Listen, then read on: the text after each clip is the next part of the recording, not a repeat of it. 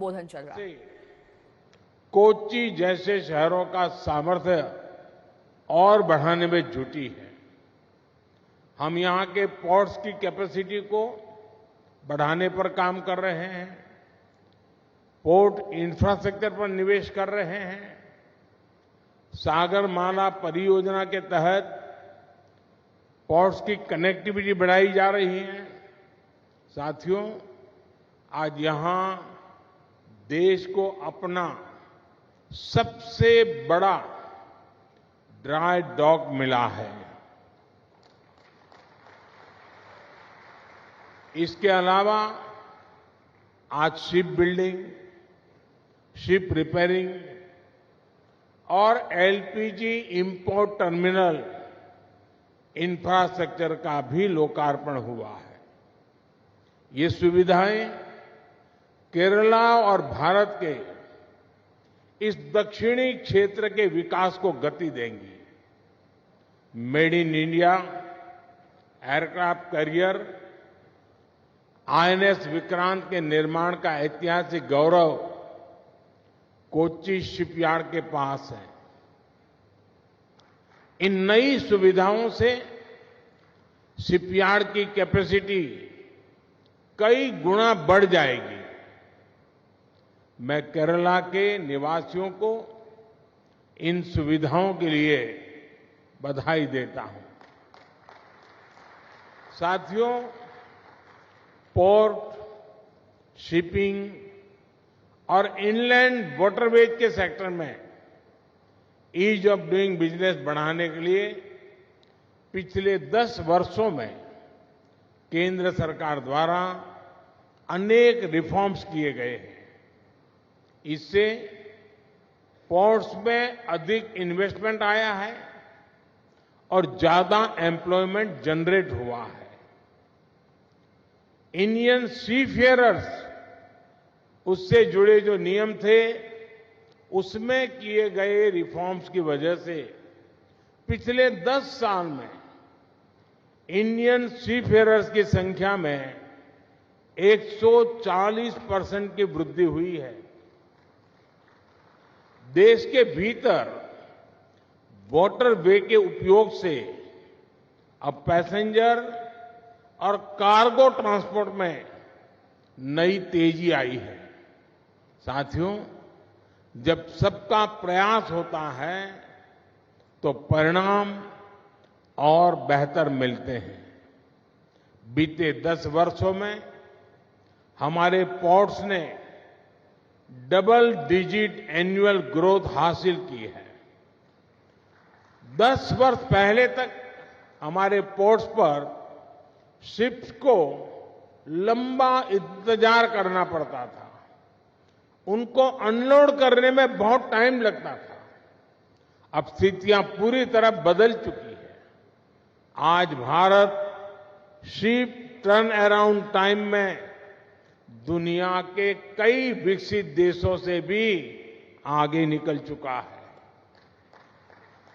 साथियों, आज दुनिया भी ग्लोबल ट्रेड में भारत की भूमिका समझ रही है। G20 समिट के दौरान भारत ने middle east, Europe economic corridor के जो प्रस्ताव पर सहमति बनी, वो इसी भावना का प्रमाण है। ये कॉरिडोर विकसित भारत के निर्माण को बहुत बल देगा। इससे हमारी कोस्टल इकोनॉमी को बड़ी ताकत मिलेगी। हाल ही में मैरीटाइम अमृत काल विजन भी लॉन्च किया गया है। विकसित भारत के लिए हम अपनी समुद्री ताकत को कैसे सशक्त करेंगे, इसमें इस लक्ष्य का रोड मैप है। भारत को दुनिया की एक बड़ी मैरीटाइम पावर बनाने के लिए हम मेगा पोर्ट्स, शिप बिल्डिंग और शिप रिपेयर क्लस्टर जैसे इंफ्रास्ट्रक्चर बनाने पर जोर दे रहे हैं। साथियों, केरला में आज जिन 3 प्रोजेक्ट्स का लोकार्पण हुआ है, उनसे मैरीटाइम सेक्टर में इस क्षेत्र की हिस्सेदारी और बढ़ेगी। नया ड्राई डॉक भारत का नेशनल प्राइड है। इसके बनने से यहां बड़े जहाज, बड़े वेसल तो आ ही सकते हैं, साथ ही यहां शिप बिल्डिंग और शिप रिपेयर का काम भी संभव होगा। इससे भारत की विदेशों पर निर्भरता कम होगी और जो पैसा हम विदेश भेजते थे वो देश में ही लगेगा।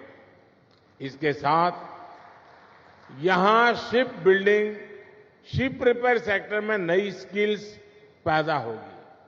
साथियों, आज इंटरनेशनल शिप रिपेयर फैसिलिटी का भी लोकार्पण हुआ है।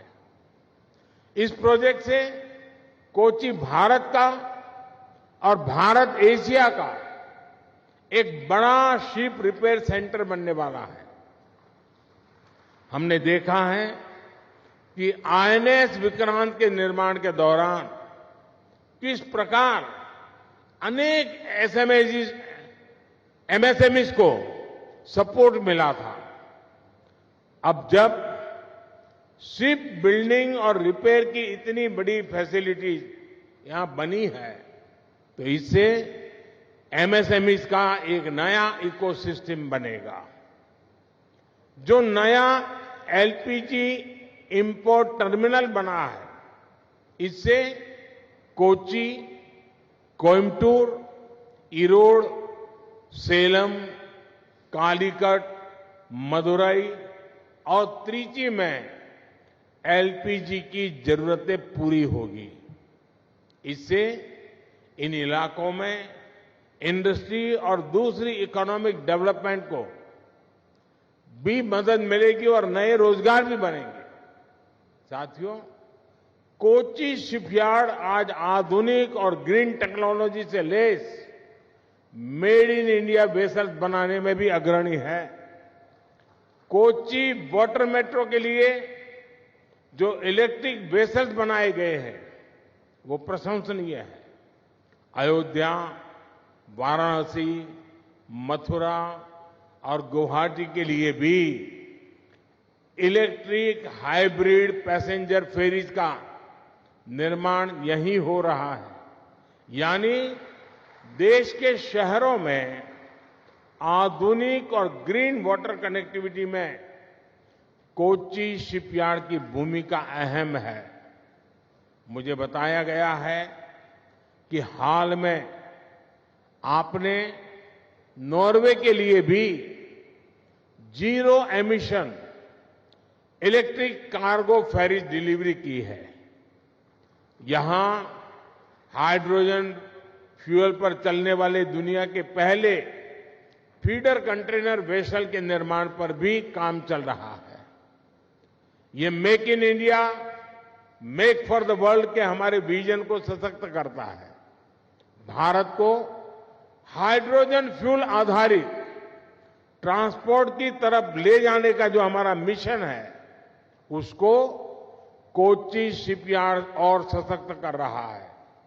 मुझे विश्वास है कि बहुत ही जल्द स्वदेशी हाइड्रोजन फ्यूल सेल फेरी भी देश को मिलेगी। साथियों, blue economy, port lead development को और उसके कारण हमारे मछुआरे भाई बहनों की एक बहुत बड़ी भूमिका मैं इसमें देखता हूं। आज पीएम मत्स्य संपदा योजना से फिशिंग के लिए भी आधुनिक इंफ्रास्ट्रक्चर बनाया जा रहा है। केंद्र सरकार डीप सी फिशिंग के लिए मछुआरों को आधुनिक नाव देने के लिए सब्सिडी दे रही है। किसानों की तरह ही मछुआरों को भी किसान क्रेडिट कार्ड की सुविधा दी गई है। ऐसे प्रयासों की वजह से बीते 10 वर्षों में मछली उत्पादन और एक्सपोर्ट दोनों में कई गुना बढ़ोतरी हुई है। आज केंद्र सरकार सी फूड प्रोसेसिंग में भारत की हिस्सेदारी को और बढ़ाने का प्रयास कर रही है। इससे भविष्य में हमारे मछुआरे साथियों की आय भी बहुत बड़ी वृद्धि होगी, उनका जीवन और आसान होगा।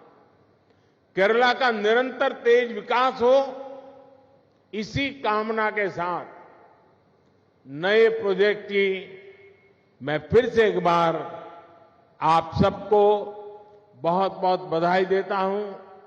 आप सभी को शुभकामनाएं। धन्यवाद।